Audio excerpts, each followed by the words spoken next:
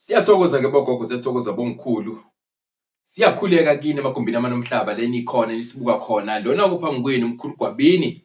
Ikhehla lamakhehla, ikhehla elinye, ikhehla laseNatali. Elincane ngeminyaka elidala ngemisebenzi. Siyathokoza-ke kuna nonke bantwana bethonga. Sithi nje welcome to a brand new episode. Sisaqhubeka sikwingosi yethu lesikhuluma khona ikakhulukazi ngemimoya yamakhosi. Kodwa-ke i-episode yanamhlanje izothi ukuhluka kancane because sizoke sithi ukuphoza kancane kwi-subject yamakhosi, singenelele komunye imimoya esihluphayo, esiphila nayo, kepha mhlampe kuhambe isidide noma mhlampe ibuye ingabi popular ngokwe-vocabulary yethu, ngokuhlukana kobuzwe bethu. Angazi noma niyangizwa bantwana bethonga. So I'm just going to le episode we are going to be summing up ilokhunjana umoya wamakhosi, ebese siqala a brand new series or a brand new segment leso bese sikhuluma khona ngomoya othi sichaza-ke bantwana bethonga ukuthi kule channel Indalo Media and Podcasting umkhulu uGwabini kahle hle njengoba ngihlale ngithi lusalude ukhalo. Ngiqinisile bantwana bethonga sisazongena kwimimoya eyahlukahlukene esizobe siyi-unpack-a ngenhloso yokuthi uqwashe lapha ekhaya, ufunde, wambuleleke, ungahambi ube prone to izikemu, ungahambi uhambe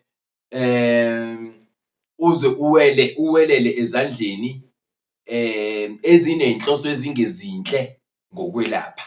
So kubalulekile ukuthi by the time ufika kumelaphi sewambulelekile. Yingakho-ke sinale channel, yingakho umkhulu uGwabini ezinikezele ngabo bonke ubuyena nangolwazi lakhe nangokwambuleleka kwakhe ukuthi nawe ufunde, ucaphune, ucoshe lokho ozokusebenzisa, ucoshe lokho okuhambisana nawe, ebese uyakwazi ukuthi move forward, ukhule ngokwakamoya nasethongeni nasedlozini.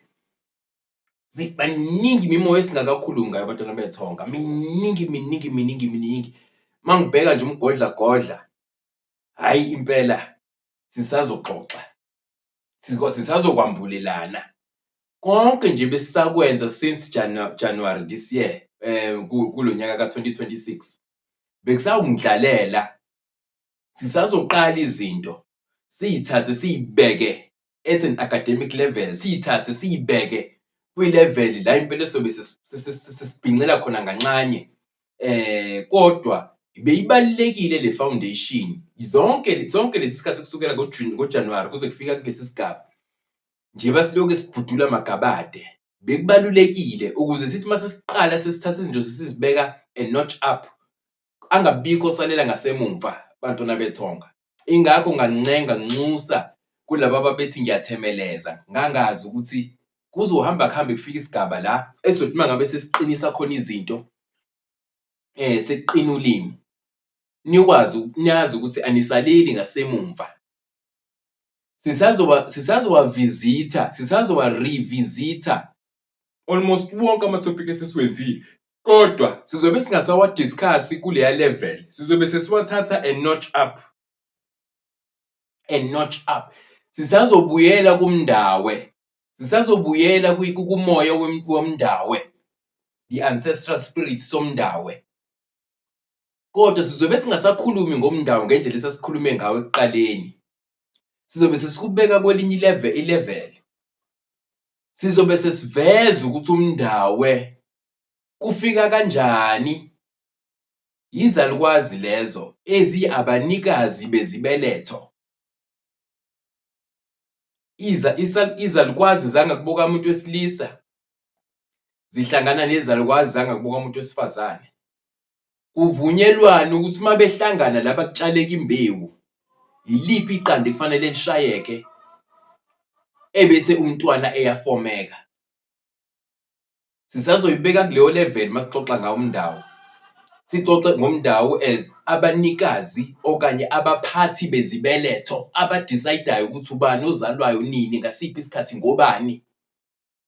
Kodwa-ke bekubalulekile siqale laphaya, singene kahle nje kwi-entry level, sibe comfortable. Once mase sesi-comfortable sesazi, ebese umkhulu uyaphinda futhi uyasithatha kuleso sigaba asibeke esigabeni esilandelayo. Miningi bantwana bethonga imimoya esisazoyi-revisit-a, miningi nemisha esisazokhuluma ngawo. Sisazoke sikhulume nje ngomoya wasemashobeni, okuyisibongo kube ngathi siyathakazela masithakazela amakhosi athize asemashobeni. Umoya loyo ojulile emashobeni. Yindaba abantu mangabe bephothula, abantwana bethonga, abantwana bedlozi mabephothula begcina behamba bephethe amashoba. Umoya lo wasemashobeni. Sizofika esigabeni la esiwudiscussa khona lowo moya, siveza ama-characteristics awo, iy'mpawu zawo, nanokulapheka kwawo kuze kufike esigabeni sokuthi umuntu aphathe ishoba. Isazojula kakhulu bantwana bethonga. Mangabe kuwukuthi unabangani, unesihlobo, unezithandwa ofisa zambuleleke ngezinto zakamoya, awuku-recommend-e umkhulu Gwabini uthi abamsearch-e umkhulu Gwabini baze bamthole, ba-like, ba-subscribe, bajoyine, bathathe ne-membership ukuze umkhulu aphinde abe nawo amandla okukwazi ukuqhubeka nayo le program ngale ndlela umkhulu afisa ukuthi aqhubeke ngayo le program. So ngaphandle-ke kokuthemeleza, le episode we are wrapping up imimoya yamakhosi ngokwalesi sigaba. Asiqedile, sisazowa-revisit-a kodwa sizowa-revisit-a sesiwabeka kwesinye isigaba. So so far nje bese sikhulumile ngemimoya nje. Ngayo yonke nje imimoya esesiyibalile, umndiki, umndawe, abalozi, imimoya efola under umnguni, yonke esesiyidiscussile so far. Naku-ke ngifisa sinik-understand-e yonke le mimoya, kuze kube imimoya nje elungiswayo, elashwayo. Kunama-characteristics ekusuke kufanele iwamithe ukuze kube umoya ozimele, onosiko lakhona, one-language yakhona, onokudla okudliwa khona, onamasiko athize agcinwa khona. I-majority yayo, ikakhulukazi le efola under isiNguni, at some point isuke ikade kunedlanzana labantu, noma mhlampe singababiza ngesizwana esincane esisuke sikade siqanjwe ngalo lelo gama. Ngake ngakhuluma ngabalozi ukuthi kahle hle bake bakhona abantu ababenjalo, isizwe sasinjalo, kwakuyisizwe sabo abalozi, bene-language yabo abalozi yokulolozela. Ilapho kwakuqhamuka khona izinto, ngize ngiveze izinto ezinjengo ukulolozela kwekhwela, ukulila. Kwakusetshenziswa leyo language ukuthi ku-communicate-we nomoya omkhulu owengamele leso sizwe. So yonke le mimoya esiyidiscussayo ike isuke ekuthenini ibinesizwe sayo esine-language ethize, e-specific yaleyo lokhunjana, yaleso sizwekazi. Beney'ngubo abathi mangabe beyi-designer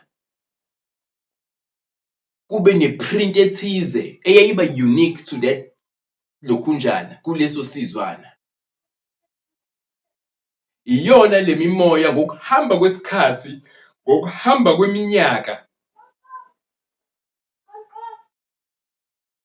yabe isifika esigabeni sokuthini na?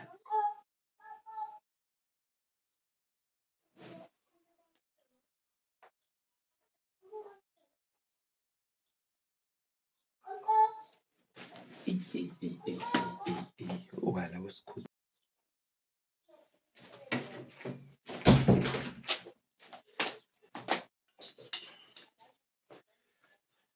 Ngiyaxolisa bantwana bethonga, ngiyaxolisa ngike ngathi ukuphazamiseka kancane la. Kukhona abantu abafikayo la sebeze kumkhulu. Sengizozama ukuthi le video ngithi ukuyifinqafinqa. So kade ngisachaza kodwa ukuthi yonke le mimoya-ke esiyithwaselayo, esiyilungiselayo, esiyiphakamisayo, esiyihlambululayo, esiyikhuphulayo, ngokwemvelaphi yayo ibiqale kwisizwana esithize. Leso sizwana esithize kwaba khona i-language esetshenziswa yileso sizwana leso. Kwaba khona uhlobo i-design abayisebenzisayo ey'ntweni ababezembatha ngaleso sikhathi. Kwaba khona ukudla okuthize ababekudla ngaleso sikhathi. Yilento ihamba ize ifike esigabeni la ekuthiwa khona mayethi umuntu uphakamisela ukhambo oluthize, uzwe kuthiwe zila ukudla u-A no-B no-C no-D. Kusuke kushiwo ukuthi mawuziba lokho kudla, usuke ufana njengomuntu ohlonipha leso sizwe esasingakudli lokho kudla. Uma ngabe kuyisikhathi sokuthi bekhulekela izinto ezahlukahlukene, ukunqoba izimpi ezahlukahlukene ngesikhathi sabo. Masingenza nje umzekeliso, angithi nomndawe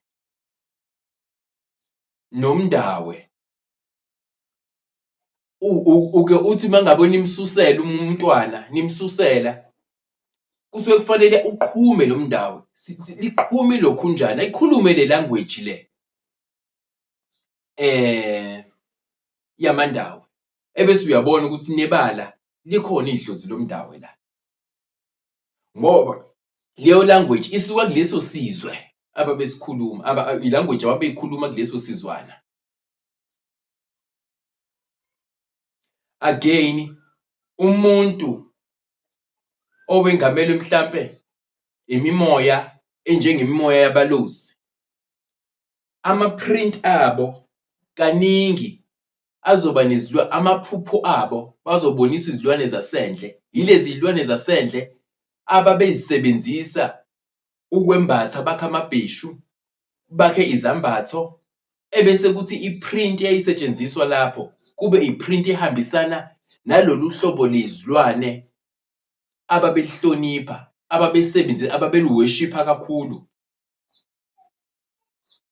ngaleso sikhathi. Yingakho uzophuphe ama-leopard print mawumuntu onjani, owengamelwe yileyo moya mhlampe eyisigaba sabaluzi, abaluzi kakhulukazi basentabeni baphezulu. So le mimoya-ke njengoba isikulesi sigaba sethu, sesikule generation le, isizothi mangabe imanifesta kuthina, imanifeste nge-language ehlukile esingayazi, imanifeste ngohlobo lezilwane ezithize ezazi-associate-wa naleso sizwana. Iy'lwane ey'thize ezaziyikhona konke kuleso sizwana.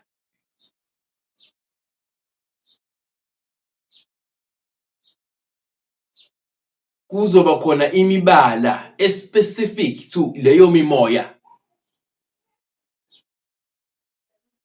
Imibala e-specific kuleyo moya mangabe uzoyithwasela leyo moya, uthole ukuthi mawuphupha, uphupha amabhaya ayimbala ethize ekhombisa ukuthi wena wengamelwe yile mimoya noma ufanele ulungiselele le mimoya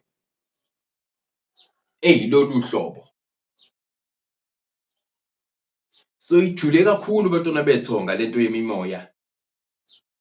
Yiloko engifisa ukuthi siku-understand-e as umkhulu wraps up le series yemoya yamakhosi, yemimoya nje, angeke ngisho njalo ngoba sizoqala esinye isigaba-ke manje. Eminye imimoya, eminye yayo angikaze ngiyizwe kukhulunywa ngayo kuma-socials. Eminye yayo, even myself, I'm still in consultation with abantu abangiphethe ukuthi singaveza sifike kuphi kulesi sigaba. Singambula kuphi ngoba kufanele siphinde futhi siqaphele singa-introduce umoya omusha kuyaba sesizwa nabanye sebethi bazama ukukhuluma ngawo, bebe bekhuluma ngento bangayiboniswanga, abangayazi, abangambulelwanga yona. Njengoba ngisho ngithi sisazoke sidiscuss-e lo wasemashobeni umoya omkhulu, onzima, ojulile, engingakaze ngibone kukhulunywa ngawo noma yikuphi. Kodwa kokunye kuningi okuzoqala ngokufika nomkhulu uGwabeni. Njengoba ngihlale ngisho ngithi asivesananga nje savuka ekuseni sesikulesi sigaba noma sesambulelwe ngale ndlela esambulelwe ngayo. The amount of knowledge and exposure umuntu asebe nayo, kwesinye isikhathi kuke kube nzima ukuthi ngiyipresente leyo information noma lolo lwazi. Ngobani? Indlela elisuke selifike ngayo kumina. Sekufuneka ngisebenzise ukucophelela ukuthi ngilihlunge ngokwesigaba zalo ukuze ngithi mangabe ngikhulume wakheke. Ngithi mangabe ngikhulume ngento oyibonayo emzimbeni wakho. Ngithi mangabe ngikhulume ngento oyibonayo empilweni yakho. Ngithi mangabe ngikhulume ngento oyibonayo emaphupheni akho. Kungithatha ukusebenza okujulile lokho ukuthi kugcine sekufike kuleso sigaba. Ngithi mangikhuluma into, ngikhulume nento uresonate nayo. Ngobani? Ngumuntu nyalo wakamoya. Kufanele ngithi mangabe ngikhuluma ukuphila. Ngithi mangabe ngikhuluma ngilethe ukukhanya kuwena. Ngithi mangabe ngikhuluma uthinteke ngoba lento ikhona ingaphakathi kumina. Ngiyiphathisiwe. Sizoloke siqhubeka-ke bantwana bethonga, kodwa ngifisa nje siyibambe lapho kwanamhlanje. Sizophinde futhi-ke sesingena esigabeni esisha sesiyaqhubeka. Lo umkhulu Gwabeni, le Indalo Media and Podcasting. Kulaba sebethatha i-membership, ngiyabonga kakhulu bantwana bethonga. Kulaba abangakayithathi ngiya-encourage, nincenge nje, ni-support umkhulu, ni-support umsebenzi wethu ukuze sikhule sidlondlobale. Niyazizwa iy'nhloso zamkhulu ukuthi zinhle kangakanani ngani nangomsebenzi wethu wonke wasethongeni nasedlozini. Ake nikhombise-ke ukulekelela-ke umsebenzi wethu ukwazi ukuthi sibe solid, sikwazi ukwenza into ngenhliziyo evulelekile, kukhona ukuzinza okukhona. So lokho kuzinza-ke kuyofika nawe nokuthi uthathe i-membership ya-R79 ngenyanga okanye ya-R179 ngenyanga. Okhumbule ukuthi noma inini mawuzizwa ngasithi you are financially struggling or suffocating, you can always pause i-membership and resume afterwards mase izinto sezinjani, sezingcono. Bantwana bethonga, konke enifisela kona umkhulu unifisela okuphindaphindiwe kulokho. Njengoba ngihlale ngisho, alukho nolodwa usuku la enginganibeki khona emkhulekweni. Khona la enikhona emagumbini amanomhlaba. Umkhulu unifisela ukukhanya, unifisela okuhle, unifisela inqubekela phambili. Camagweni.